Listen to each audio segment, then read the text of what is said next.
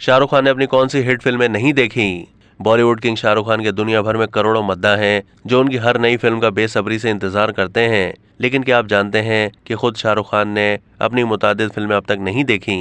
ऐसा नहीं कि वो फिल्में फ्लॉप थीं इसलिए, बल्कि वो तो अपने जमाने की सुपरहिट फिल्में हैं। लेकिन शाहरुख खान ने वो फिल्में क्यों नहीं देखी, आइए आपको बताते हैं। शाहरुख खान चंद साल पहले अदाकारा अनुष्का शर्मा के हमरा एक टीवी शो में शरीक हुए थे, जहां दोनों से पूछा जाता है कि आपने कभी सिर्फ पैसों के लिए कोई फिल्म की है, जिस पर अनुष्का का जवाब नफी में था। जबकि शाहरुख खान ने एतराफ करते हुए कहा कि नाम नहीं लूंगा, लेकिन एक फिल्म सिर्फ पैसों के लिए की थी।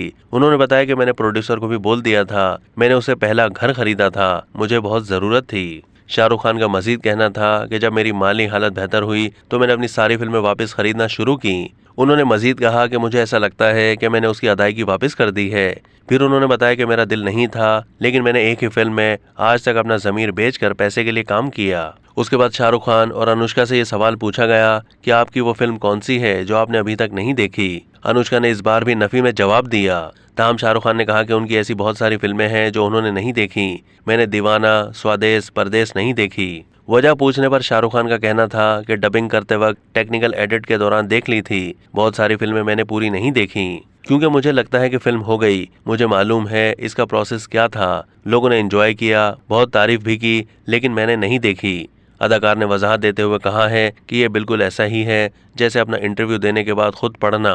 शाहरुख खान ने इसे हिमाकत करार दिया।